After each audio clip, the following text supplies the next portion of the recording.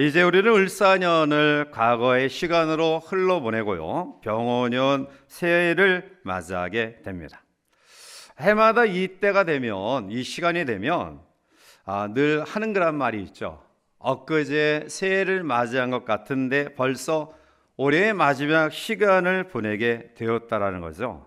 자, 그런데 지난 1년을 돌이켜보면 여전히 하나님의 은혜가 우리 가운데 있었음을 다시 한번 기억할 수밖에 없죠. 그래서 이 시간 속에 우리의 마음 속에 은혜를 기억하여 감사하며 또 새해를 우리가 기대하는 마음으로 맞이해야 될 것입니다. 서양의 어떤 시인은 세상에 되돌아오지 아니하는 것이 셋이 있다라고 이야기하는데요. 하나는 관역을 향해 쏜 화살과 그리고 우리가 급하게 뱉어버린 말과 그리고 황금 같은 시간이라고 이야기했습니다. 그렇죠. 금년에 우리에게 주어졌던 시간도 다 흘러갔습니다. 오늘 끝을 맺는 2025년 마지막 날, 이 마지막 시간, 이 안에의 삶을 되돌아보면 지나온 발자취를 바라볼 때 사실 마음이 굉장히 무겁습니다. 왜냐하면 개인적으로도 그렇고요, 교회적으로도 정초 때 작정했던 그러한 계획들, 그러한 모든 계획들이 채 이루어지지 못한 후회와 또 한편으로는 부끄러움이 앞서기 때문이죠. 그럼에도 불구하고 우리에게 또 새해를 축복의 선물로 허락하신 하나님께 감사를 드릴 수밖에 없습니다. 왜냐하면 새해는 하나님이 우리에게 새로운 기회와 가능성을 주시는 놀라운 선물이기 때문입니다. 비록 지난 한 해는 우리가 실패하고 또 우리의 삶을 통해 부족한 점이 있지만 다시 시작할 수 있는 새로운 기회와 가능성을 부여받은 것처럼 놀라운 축복은 없는 것입니다. 스티븐스는 참다운 행복은 우리들이 어떻게 끝을 맺느냐 하는 것이 아니라 어떻게 시작하느냐의 문제이다. 또한 우리가 무엇을 소유하느냐가 아니라 무엇을 바라느냐의 문제라고 지적하였습니다. 내 삶을 다시 한번 정리하고 새롭게 설계할 수 있다라는, 내일이 있다는 것처럼, 내년이 있다는 것처럼 감격스럽고요, 우리의 가슴을 뛰는 선물은 없습니다. 그래서 어떤 이는 오늘은 나의 여생의 시작이다 라고 이야기했던 것이죠. 다시 나의 남은 여생을 시작할 수 있는 오늘이 있다는 것은 놀라운 축복입니다. 만약 아침 햇살같이 비춰오는 오늘이 없다고 한다면 우리는 절망할 수밖에 없고요, 질식할 수밖에 없을 것입니다. 그런데 더 중요한 문제는 이 선물로 받은 새해를 어떠한 자세, 어떠한 태도, 어떠한 결심과 다짐을 가지고 살아갈 것이냐라는 문제입니다. 우리는 물론 새해를 맞이할 때마다 여러 가지 계획과 결심과 새로운 목표를 다지며 봅니다. 그런데 작심 3일이라는 말처럼 그 결심과 다짐이 사실은 며칠 가지 못하고 무너지는 경험을 할 때가 너무나 많이 있습니다.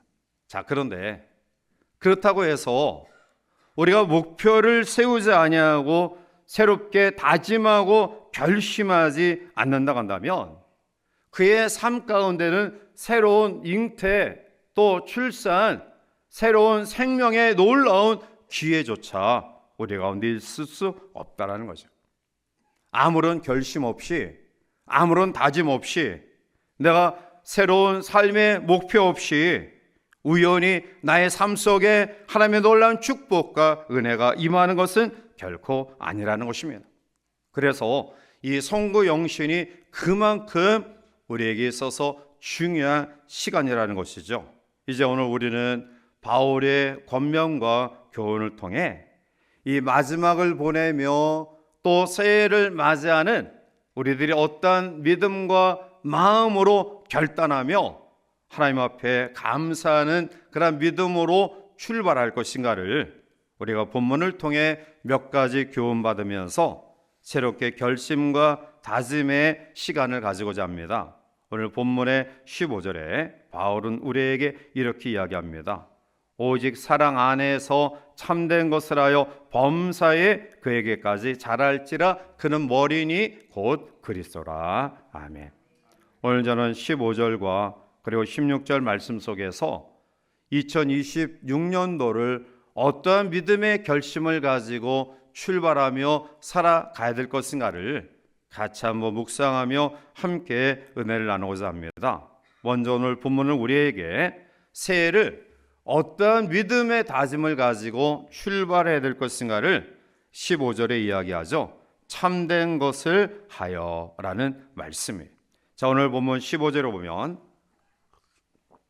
오직 사랑 안에서 참된 것을 하여 범사에 그에게까지 자랄지라. 그는 머리니 곧 그리스도라. 아멘.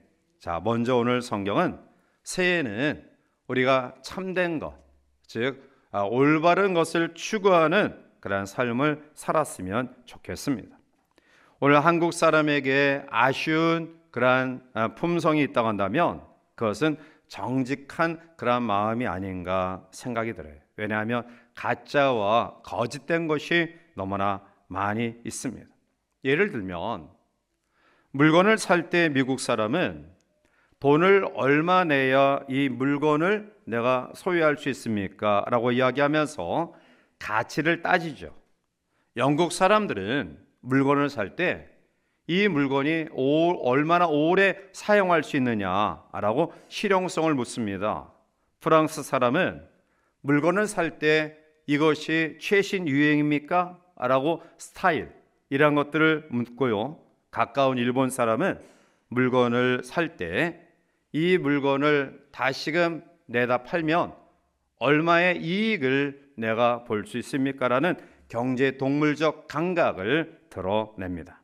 자, 그런데 한국 사람들은 항상 어떤 물건을 살 때 이거 진짜입니까?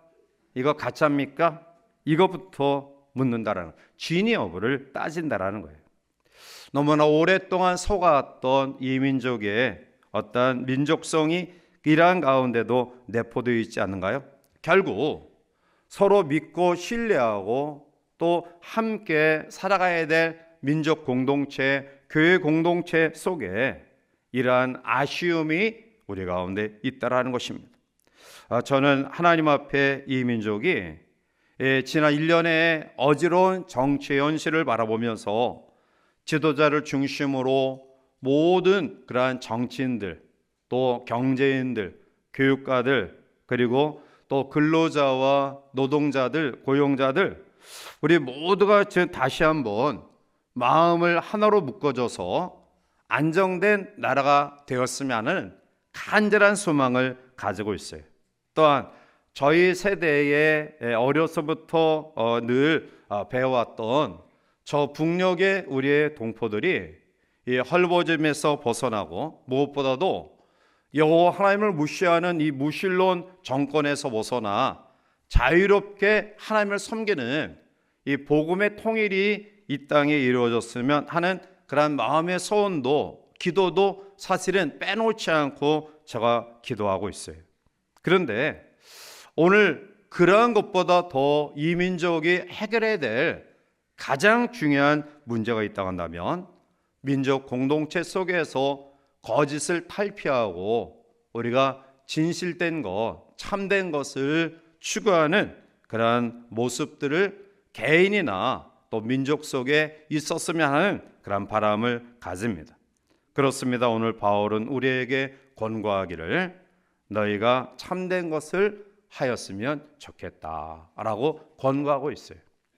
오늘 새해를 우리가 맞이하기 앞서 다시 한번 1년의 삶을 돌이켜보며 나의 언행 심사에 거짓된 것들이 혹시 있진 않았는가, 이런 것들을 통해서 우리 주변의 사람들에게 상처 주고 또한 가까운 사람들에게 아픔을 주는 그런 일들이 없었는가, 우리의 삶을 되돌아보면서 혹시 만에 하나 이러한 모습들이 우리 가운데 있었다고 한다면 하나님, 새해에는 내가 이러한 거짓된 언행 심사에서 조금 벗어나 참된 선함을, 또 진실함과 성실함을 내가 추구하는 그러한 삶을 살겠습니다.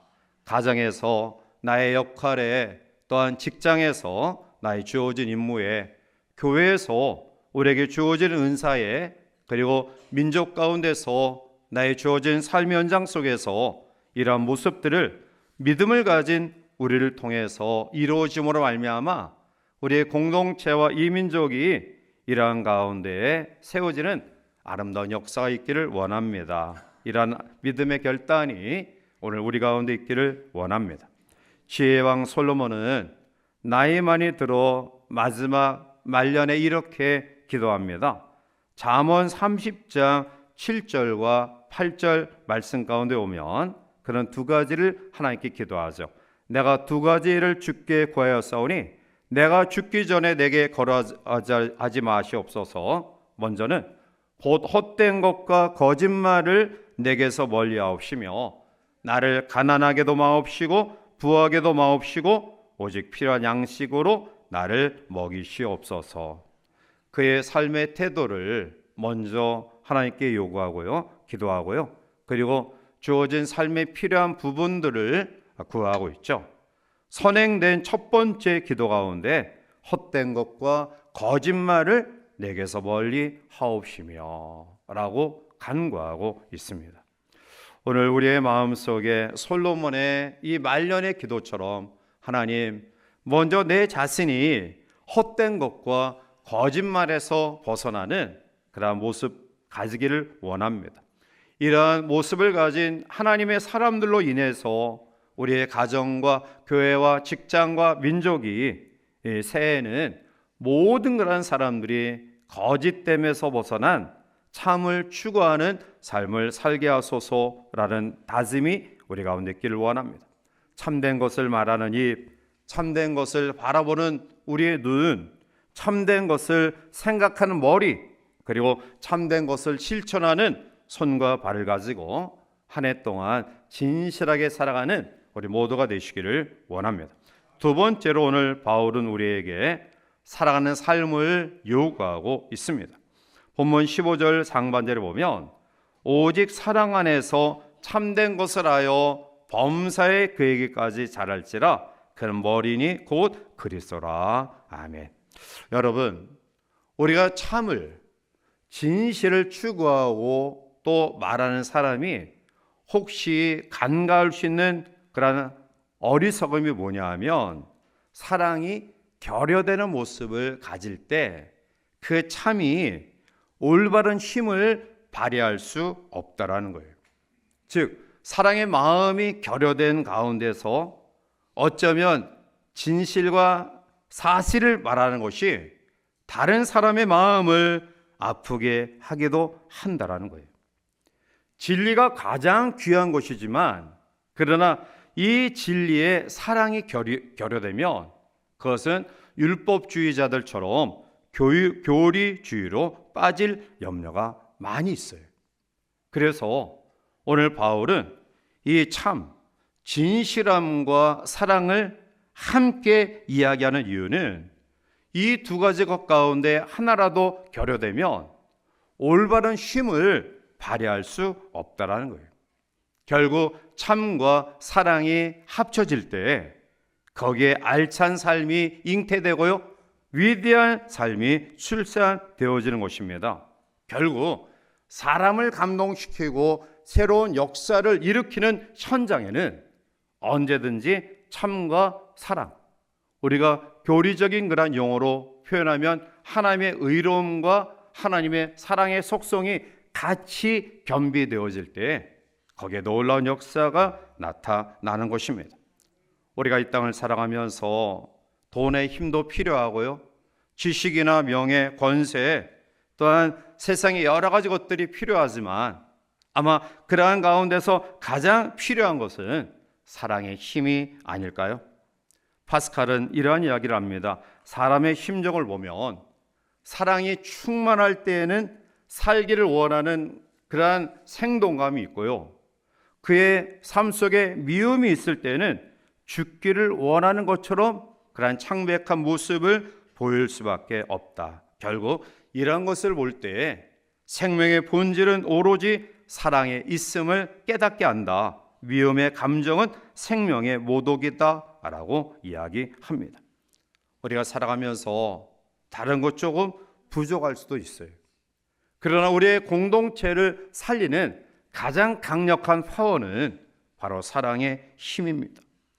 자녀를 향한 변함없는 사랑, 부모를 향한 변함없는 존경의 마음, 지도자를 향한 또한 백성을 향한 변함없는 사랑의 마음이 충만할 때 그 어떠한 자원보다 그 공동체를 살리는 가장 강력한 힘의 요소로 세워질 줄 믿습니다.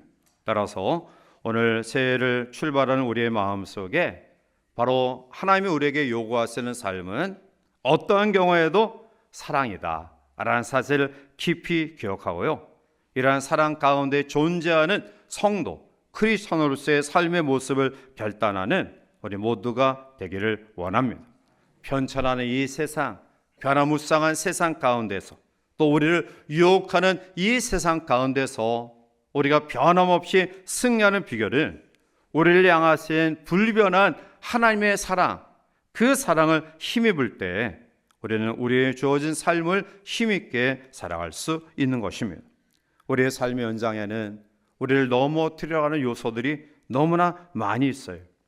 관계 속에서, 또한 경제 속에서, 또한 여러 가지 환경 속에서 우리를 넘어뜨리려는 요소들이 참 많이 있습니다.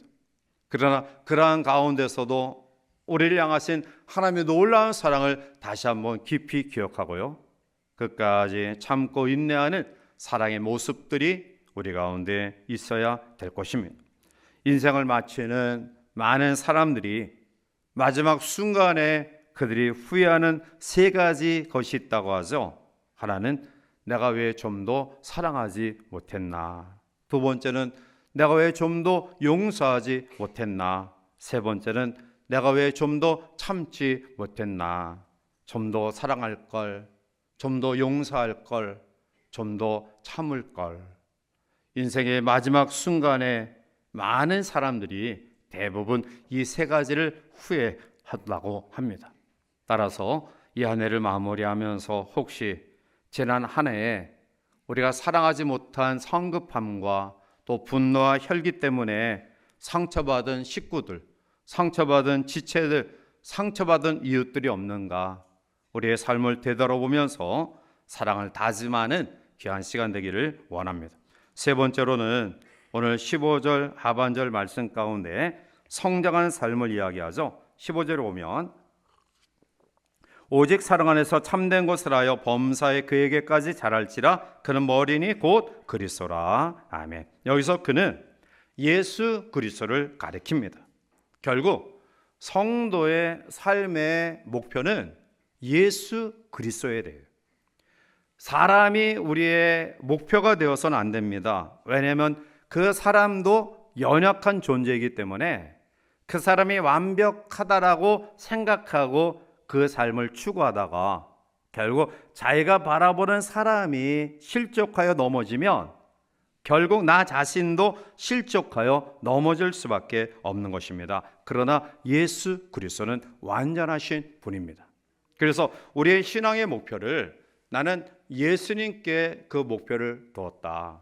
그래서 이것을 우리가 알기 쉽게 표현하면 예수님을 닮는 사람이 되어야 되겠다. 2026년 우리 교회 표어가 예수님 중심의 교회예요. 그래서 신년 특별 새벽 기도의 주제도 예수님을 우리가 닮기 위해서 주님이 어떠한 삶의 모습들을 가졌는가를 5날을 통해서 우리가 하나씩 살펴보면서 예수님을 닮아가기를 원하는 그러한 결단을 신년 초에 가지기를 원하는 것입니다. 고린도전서 11장 1절을 보면 바울은 우리에게 이렇게 이야기합니다. 내가 그리스도를 본받는 자가 된 것 같이 너희는 나를 본받는 자가 되라. 아멘. 그렇습니다. 오늘 우리의 삶의 목표를 예수님께 두고 매일매일의 삶을 은혜 속에 성장하고 또 자라가는 우리 모두가 되시기를 바랍니다. 오늘 이 마지막 때는 우리를 두렵게 하는 여러 가지 무서운 병들이 존재해요. 자, 그 가운데 희귀한 불치병 가운데 하나를 이야기하고자 하는데요. 그 병명은 프로제리아라는 말로서 우리말로는 조로증이라는 병이에요.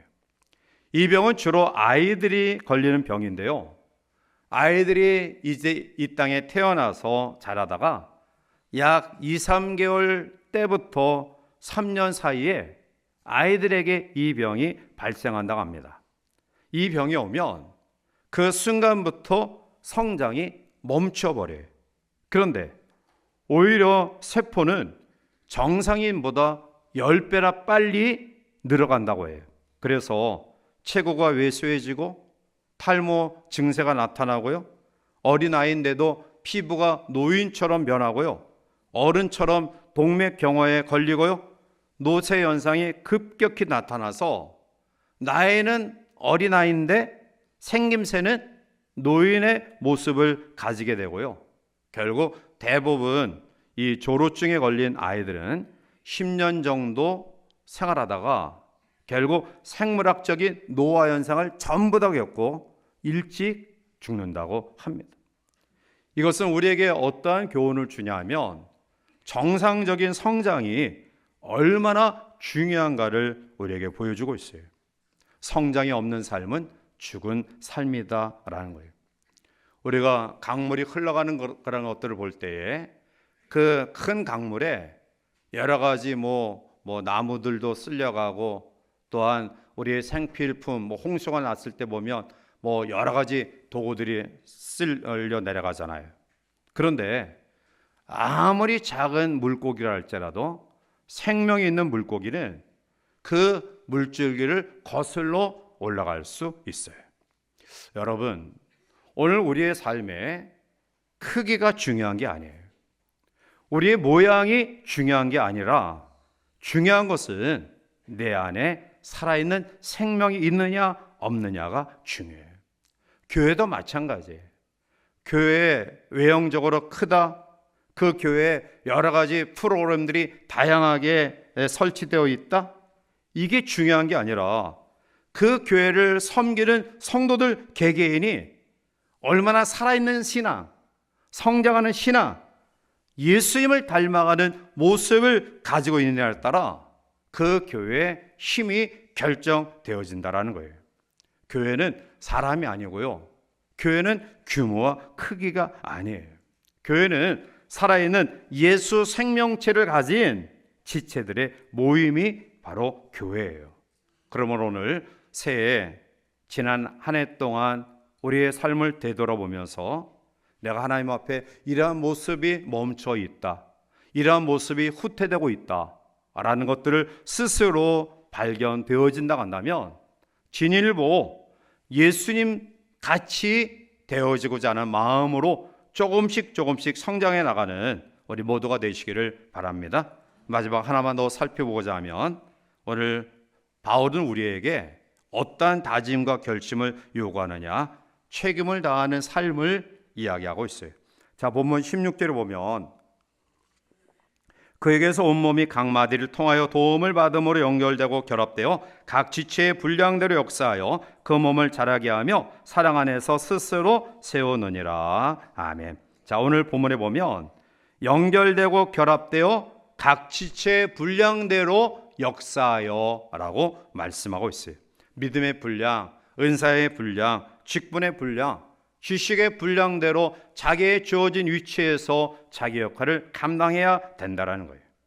바다사기라고 하는 이 비버라는 동물이 있는데요. 이 동물은 댐을 만드는 명수예요.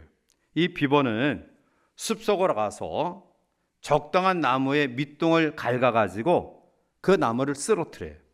그리고 그 나무를 통째로 강가까지 끌고 옵니다. 그리고 거기에서 또다시 갉아서 적당한 크기로 잘라내어서 이 나무 조각을 강에 이제 댐을 만드는 거예요. 그리고 그 나무 사이에 빈틈에 이 진흙을 또 옮겨다가 발라서 이 댐을 만들어요. 그래서 이 자연 파괴적인 그런 모습 가운데는 이 비버를 통해서 만들어진 댐이 이 지형을 바꾸고 여러 가지 자연을 파괴하는 또 인간에게 해가 되는 그런 일들이 있지만, 아무튼 이 비버는 그렇게 이 강 중앙에 댐을 만들어서 이 오가는 흐름을 막아요. 그리고 자기는 그 강 중앙에 밑에 집을 짓고요, 입구도 이 물 밑으로 이 출입구를 내어서 외부적인 포식자가 이 비버를 침입하지 못하도록 철저하게 그러한 준비를 하는데요. 그런데 이 자그마한 비버들이 댐을 만드는 과정 속에서 자기의 역할들을 알아서 최선을 다해서 만든다고요. 그러니까 이 적은 동물이 엄청난 댐을 만드는 그런 경우들을 봐요. 자, 그것이 우리에게 무엇을 교훈하고 있느냐? 그것은 자기의 주어진 일들을 자기 위치에서 감당하는 태도와 자세가 중요하다라는 거예요. 오늘 성경은 우리의 믿음의 분량대로, 은사의 분량대로, 우리의 주어진 달란트의 분량대로 자기의 주어진 일들을 감당하는 삶을 우리에게 교훈하고 있습니다. 따라서 새해를 맞이하는 우리 모두의 마음속에 내 위치 속에서 내가 할 수 있는 일이 뭔가, 내가 몸된 교회를 섬기며 또 가정과 직장과 민족 속에서 어떤 일들을 감당할 수 있느냐, 이 부분들을 스스로 찾아서 이 일을 감당하는 우리 모두가 되시길 바랍니다. 세상에는 두 종류의 인간이 있습니다. 하나는 권리를 주장하는 사람이고요, 또 하나는 의무를 이행하는 사람입니다. 새 역사를 창조하는 사람, 하나님의 놀라운 역사를 이뤄가는, 새로운 창조를 이뤄가는 사람들은 권리를 주장하는 사람보다는 묵묵히 자기의 몫을 감당하는 책임적 사람을 통해 새로운 역사, 새로운 창조의 역사는 이루어지는 겁니다.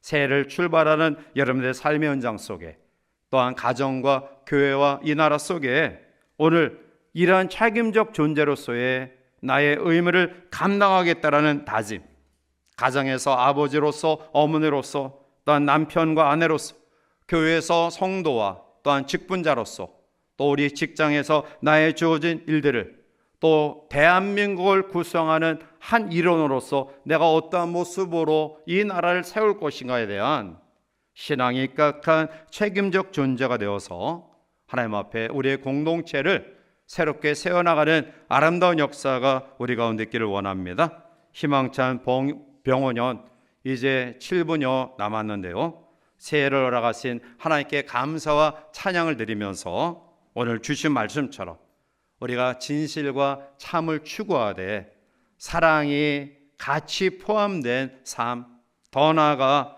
우리의 신앙이 예수 그리스도께로 성장하는 조금 더 진일보하는 믿음과 우리 주어진 위치에서 나의 책임적 삶을 잘 감당하는 우리 모두가 되어서 하나님 앞에 주신 가장 귀한 선물, 축복 2026년을 복되게 세워나가는 우리 모두가 되시기를 주님의 이름으로 간절히 축원해 드립니다.